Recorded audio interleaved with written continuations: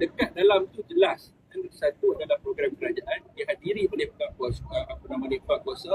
Ucapan tersebut adalah ada elemen menghasut dan kecenderungan menghasut, menanamkan kebencian terhadap orang-orang yang masuk ke dalam Islam, memeluk agama Islam dan sebagainya.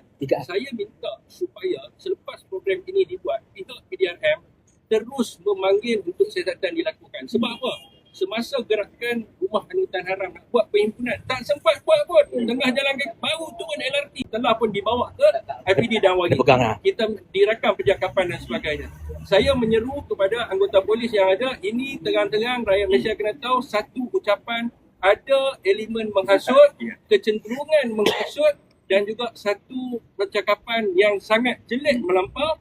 Kita minta selepas saja program, terus bawa dia ke balai, ambil keterangan kerana saya yakin dan percaya event pada hari ini dirakam oleh pihak kerajaan. Saya sebagai mu'alaf secara peribadi ucapan tadi saya rasa terganggu atas keselamatan diri saya dan keluarga saya. Saya minta maaf cakap ni.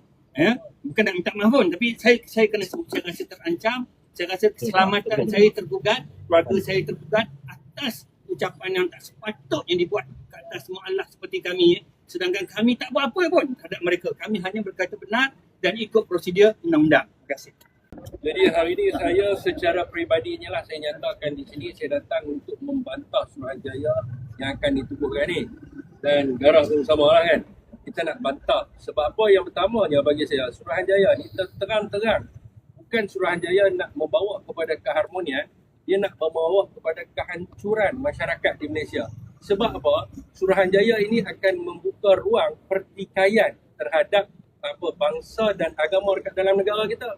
Sedangkan kalau kita tengok dalam slide yang dibentangkan oleh NGO tadi, dia quote apa dekat sini? Kesilapan 3 dekad pemerintahan Malaysia. Apa yang di-highlightkan adalah yang pertama, British membezakan kaum Malaysia, China dan India. Dia nak bawa kepada Malaysian for Malaysian. Yang kedua dia kata apa? Artikel 153 memberi keistimewaan hanya kepada orang Melayu. Yang ketiga dia kata bahawa dasar ekonomi baru yang mengutamakan orang Melayu saja. Dan yang seterusnya dia kata kita tersalah bila kita tarik balik ISAT. Inilah laporan yang sepatutnya dipijak terus dia nak bagi tahu. Sebab apa? Kita ada special provision dekat dalam perlembagaan ni adalah kerana kontrak sosial yang perlu dilindungi. Sebab itulah adanya dasar ekonomi baru untuk menjaga kaum majoriti. Dengan tetapi tidak menidakkan hak kaum minoriti kat dalam negara kita.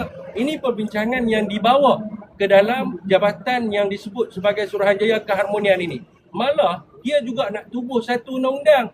Dan saya tanya soalan tadi, apabila kamu nak tubuh satu undang-undang yang melibatkan agama dan kaum, dalam perlembagaan dia ada 9 schedule.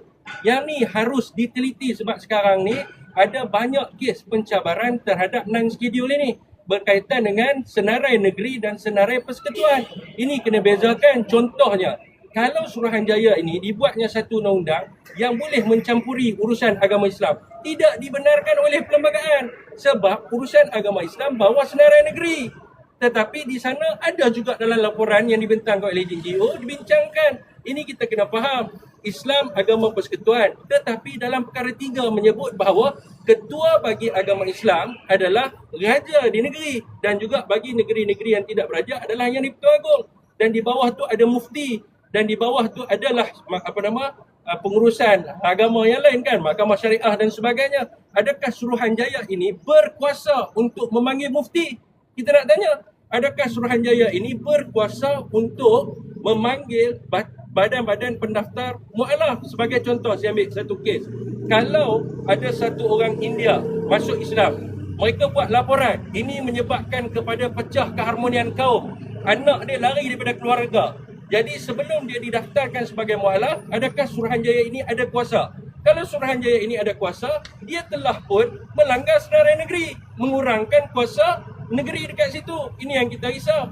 Yang seterusnya, apabila dia ada undang-undang dalam perlembagaan 1211A, satu amendment yang dibuat pada tahun 1984 kalau tak silap saya, Mahkamah Sivil tidak boleh mencampuri urusan Mahkamah Syariah. Jadi kalau dia ada undang-undang sendiri, adakah dia boleh siasat Dan dakwah orang Islam melibatkan Islam di mahkamah, bukan mahkamah Islam.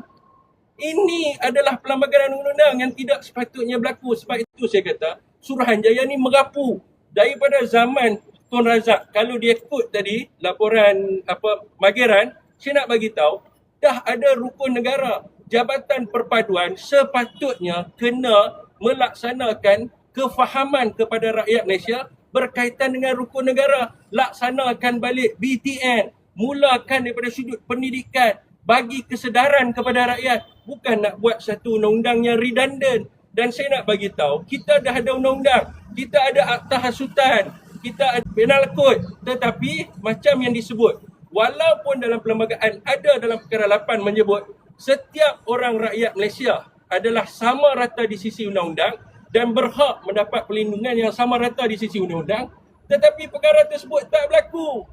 Dia sebut tentang equality, tapi bila datang pada undang-undang, orang ni boleh dakwah, orang ni tidak boleh didakwa. Hari ni orang yang edit gambar Raja Selangor kan, Sultan Selangor tu sendiri, macam-macam alasan. Kita tak dapat jumpa lagi lah, tengah tunggu laporan yang khusus daripada MCMC.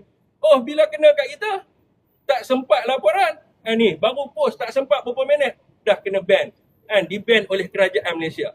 Ini maksudnya apa? You nak cakap tentang kesamarataan, tapi dalam masa yang sama you tidak melaksanakan kesamarataan daripada sudut undang-undang yang memang dah ada dalam perlembagaan. Dan saya nak bagi tahu kepada mereka yang duduk di atas tadi, jangan kamu kurang hajar mencabar perkara 153, mencabar perkara 3, mencabar perkara 11 dan sebagainya. Saya nak bagi tahu Suruhanjaya ini juga akan membuka ruang kepada perkara 11.4, iaitu agama-agama lain tidak boleh disebarkan kepada umat Islam. Jadi ini adalah special provision yang ada dekat dalam perlembagaan yang tidak seharusnya dibincangkan. Jadi Suruhanjaya kehamunan ini adalah satu benda yang mengarut dan perlu ditentang oleh keseluruhan rakyat Malaysia. Wallahualam.